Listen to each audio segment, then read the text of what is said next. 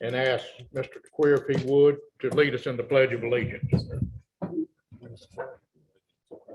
Pledge allegiance to the flag of the United States of America, to the republic for which it stands, one nation under God, indivisible, with liberty and justice for all.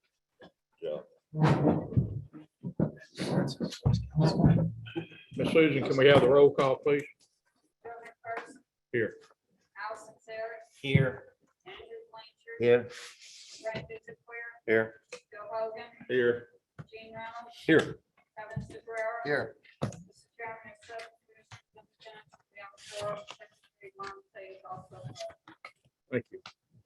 At this time, I would entertain a motion for the adoption of the October 6th Commission meeting minutes. So moved. Commissioner Hogan, seconded by Commissioner Blanchard. Is there any objection to the adoption of the motion? Hearing none, that motion is adopted. Next, I would entertain a motion for the approval of the November 3rd agenda.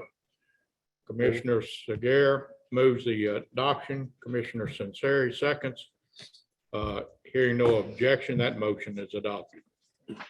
Commission special announcements, personal privilege. Commissioner Hogan. I just wanted to thank everyone for coming to Ruston to host a meeting here at Louisiana Tech, and thank you to Ryan and Dr. Geis for hosting us. And I wanted to mention that our friend Bert Jones, a former commissioner, is here again. He was at our last meeting, I believe, a few years ago. Thank you for being here, Bert. Mayor Reggie Skangs is here with us, a friend. Thank you all. Commissioner, you stole all my thunder, but thank you for putting all this together again. Bert, again, it's good to see you. Always a pleasure.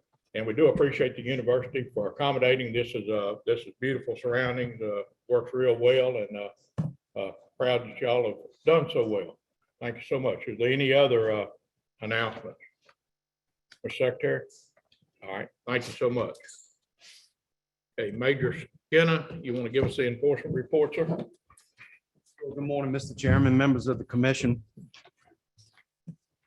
For the month of October, we had 6 boating incidents, 3 injuries, and 1 fatality. 629 written citations, 509 written warnings, and 30 public assists. And I have a brief synopsis of some cases that were made last month. Agents cited a Louisiana woman in Rapides Parish for hunting deer during the closed season and failing to comply with deer tagging requirements. Agents received information about an 8-point antlered deer that was possibly harvested in the month of September near the Ball community. During the investigation, agents determined the subject harvested the deer on private property with a crossbow on September 16th. The deer antlers were seized and the subject faces civil restitution totaling $2,033 for the replacement value of that illegally taken deer. A violent man was arrested for DWI following a 2-vessel incident in St. Bernard Parish. Agents received information regarding a vessel collision with no injuries in Bayou Lutra and responded to the scene. During the course of the investigation, agents determined that the operator of one of the vessels was impaired. The penalties for DWI on the water are the same as driving in a vehicle in Louisiana. Anyone cited for DWI on the water or on the road will lose his or her driver's privileges and voting privileges for the specified time ordered by the judge in the case. 3 men were cited in Plaquemine Parish for taking flounder during a closed season. Agents were on patrol in the Oak River area and encountered 3 separate vessels. During a boating safety and license compliance inspection, agents found 1 subject in possession of 18 flounder, 1 in possession of 3 flounder, and the other in possession of 4 flounder. All of the men face civil restitution for the replacement value of those illegally taken fish. This concludes the enforcement report, sir. Questions or comments? Major, thank you very much. Yes, sir. Appreciate the report. Okay, at this time, I'd like to call on Jason Olzak, the Waterfowl Program Manager, for the announcement of the winner of the 23-24 Waterfowl Conservation Stamp Competition. Thank you, Mr. Chairman, Commission. My name is Jason Olzak, Waterfowl Program Manager, here to announce the winner of the 2023-24 Waterfowl Conservation Stamp Competition. On October 26, LWF held its 35th annual waterfowl conservation stamp competition for the design to be used in the 2023-24 Louisiana duck stamp. Since its inception in 1988, the duck stamp program has generated more than $15 million in revenue, an average of greater than $400,000 per year to be used in the acquisition, restoration, or enhancement of wetlands and waterfowl habitats throughout the state.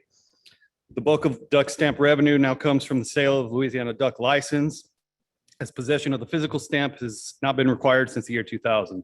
Last year, 270,000 was generated from duck license sales and approximately 12,000 from the sale of stamps, with 1/3 of that coming from the winning artist, who must sell a resident and non-resident stamp with the sale of each print.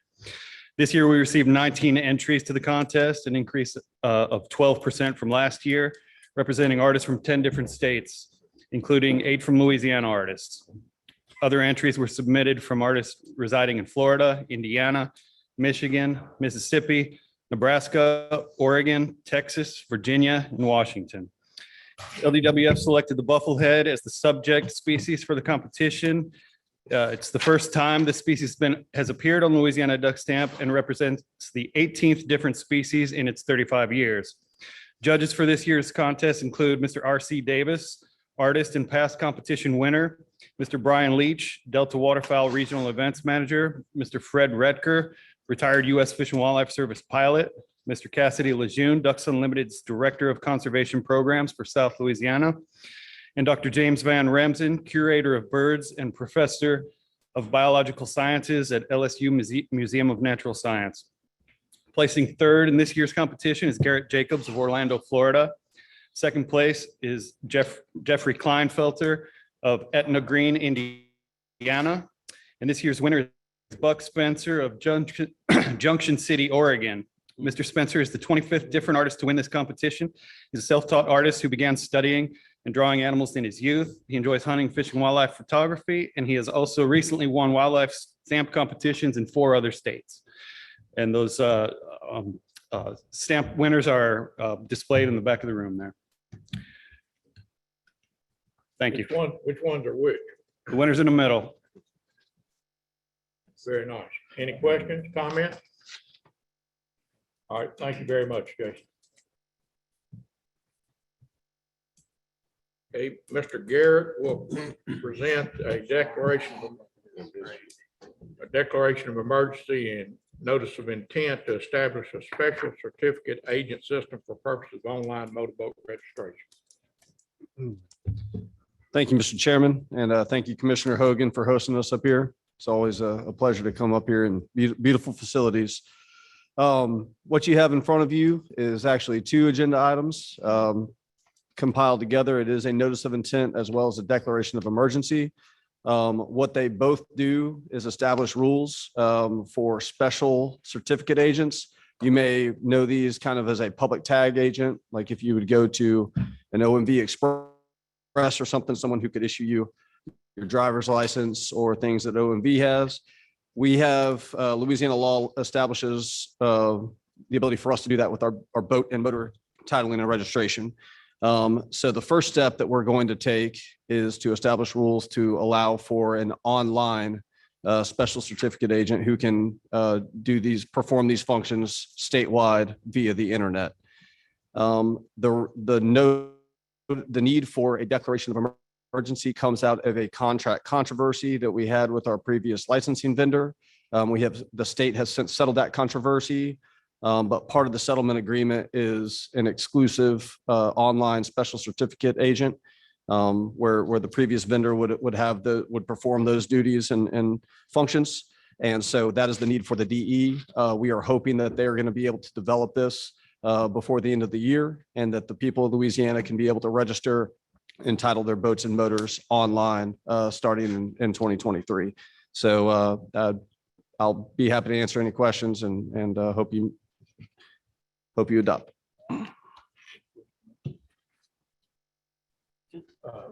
Commissioner Rowan?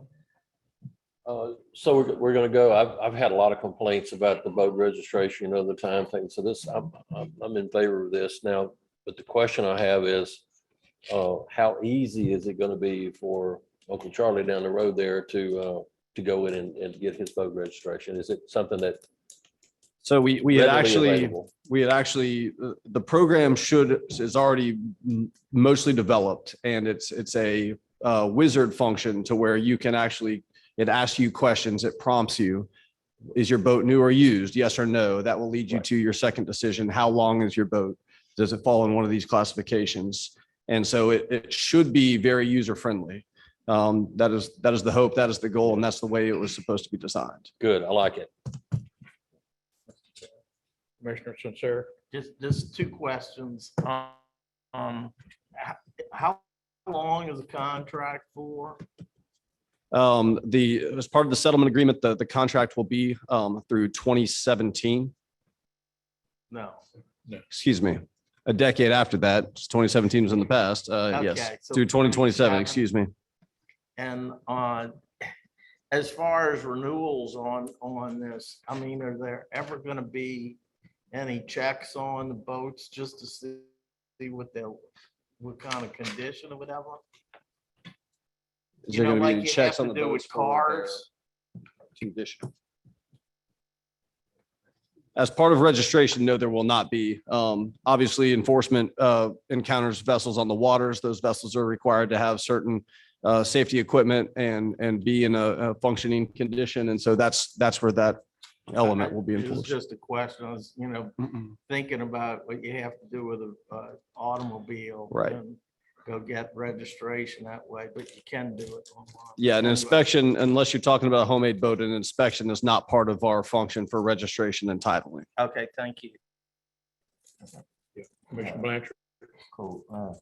On the registration, after a person does it online, the sticker that they put on for the year of, is that gonna be mailed to them? It will be mailed. So we have a contract with State Printing that does all that, and it's mailed to the individual. So they're essentially filling out their paperwork online, no different than if they were to mail it in or come to the headquarters and do it there. It's just provides a new alternative mechanism for them to submit their registration application.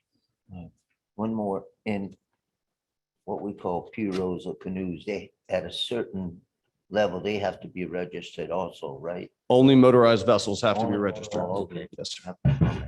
Thank you. Anything else? Cole, when I first read this, I thought we were also doing something similar to what OMV has, where they have special agents that can do it. Is that included in this? That is not included in this. This is exclusive to online, but certainly the ability to establish those somewhere down the line to get brick and mortar is there. And you will see a particular section in this notice of intent that allows for the commission to establish those at the appropriate time. I will say part of the settlement agreement allows for exclusivity for this online vendor for a period of about a year and a half. So it would be thereafter where we would have the ability to establish brick and mortar public tag agents. Explain to me again, what is the reason for the delay in being able to accomplish that?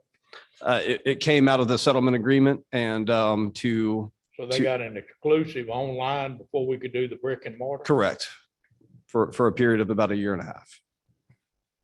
And quite frankly, to establish brick and mortar and get everything that we would need to do to be able to audit them and stand that up, we kind of felt like it was going to take about that amount of time anyway. So it's a functional I guess exclusivity. we would just piggyback on OMB. If they had an authorized vendor, then we would probably use those. Would that make sense? It would make sense, and that might be a fine way to do it. Certainly it would have to go through a procurement process. And so we would define how that's going to look, how many tag agents we think would be appropriate or necessary, and then solicit offers like that. And I guess it's not many, it's how much the public thinks, because as one of the commissioners said, we probably get no more greater complaints than on the lag time in motorboat registration. I don't think Brian's going. And I see Brian standing next to me, and I'll brag on him. We did have a significant lag time dating back about 6 months ago. We have since been caught up, and we are we are almost doing it in real time now, but I'll allow him to expand on that. I was just going to talk, we talked about how tag agents could use this online system. Thank you. Thank you, Mr. Chairman. Brian McClinton, Undersecretary. So the online system, the reason we never been able to offer this before is that our boat system has been an internal system and we couldn't allow external access to internal systems. So that's just a technology. We couldn't allow, people who are not state employees log in to do this. This online system is going to allow for that. Same thing with our recreational license system. It's an online platform that sort of has an interface with our IT system. So any vendor that's a tag agent now, there's certain tag agents for motor vehicles that currently collects data from individuals, drives it to Baton Rouge, registers those vessels on that person's behalf and does it.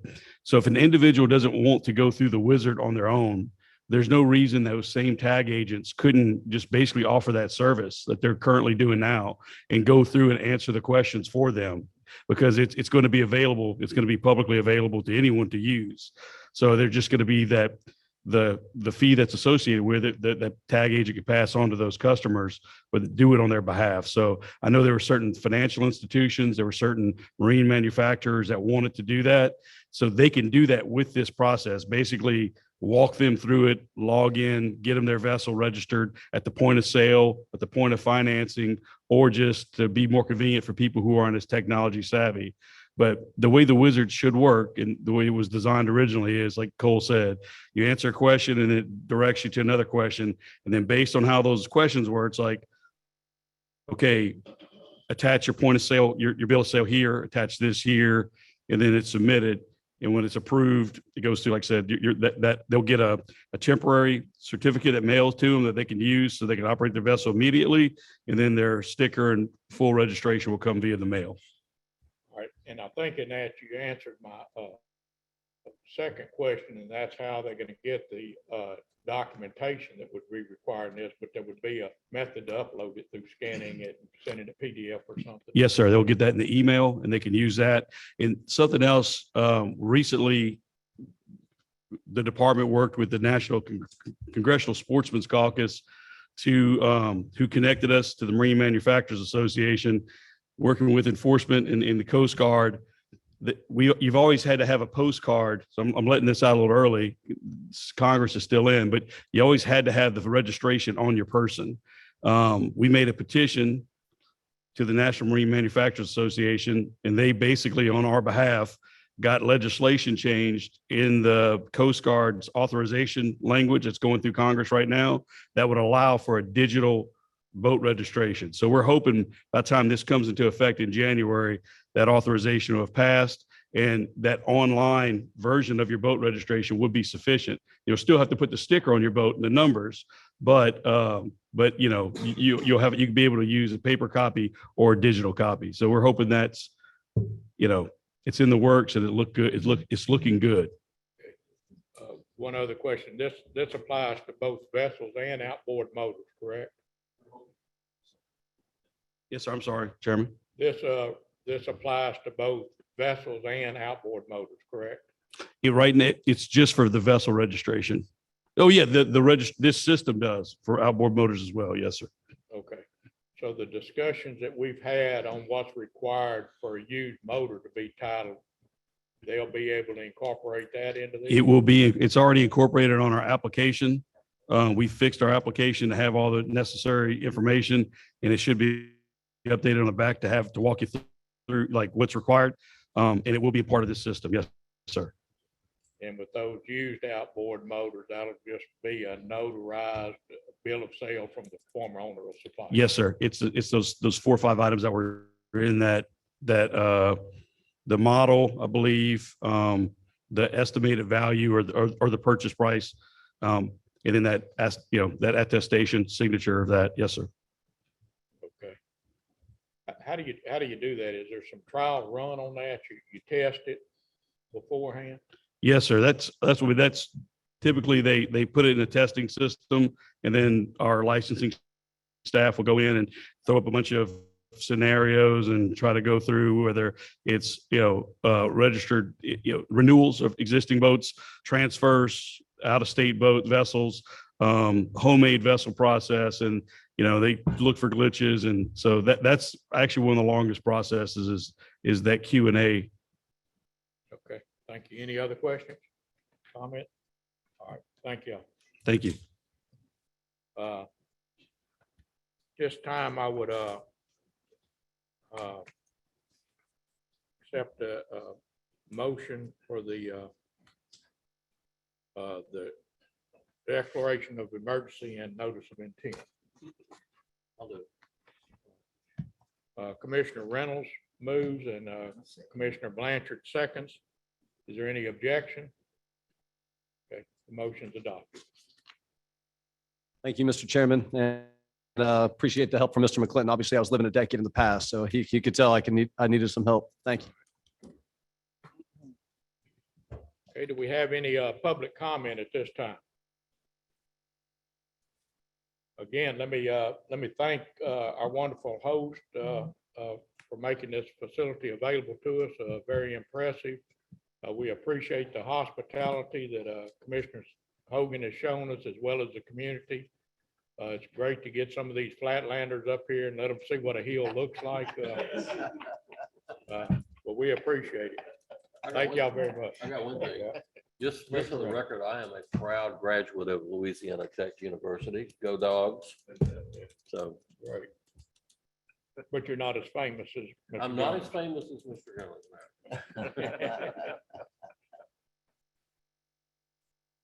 All right. At this time, I'd accept a motion to go into executive session for the purpose of discussing prospective litigation. Commissioner Segarra moves. Commissioner Sinceri seconds that motion. So at this time, again, we thank everyone, and we'll go into executive session.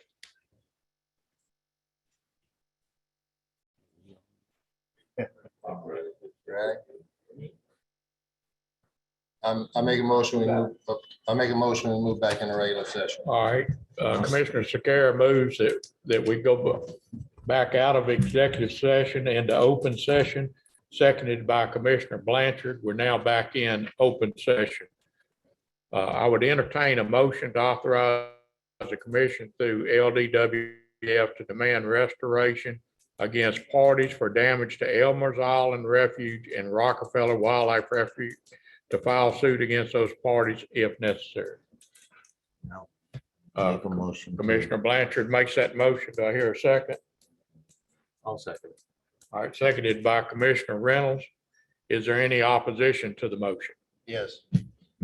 Okay, I hear opposition. Would you call the roll? Ms. Susan? Allison Sarah, Yes. Andrew Blanchard, Yes. Brandon Square, Yes. Joe Hogan, Yes. Gene Reynolds, Yes. Kevin Segura. No. Chairman, there are 5 for the motion and 1 opposed. All right, thank you. And the motion is adopted. Is there any other business before the commission? Any other comments? All right, I thank everybody for their attention. We want to thank Louisiana Tech for hosting us again. This is, and as I stated to the secretary, this is the type treatment that we should have every month. But thank y'all very much. Everybody have a safe travel, whether you're going north or south. Thank you. Lunch is served upstairs.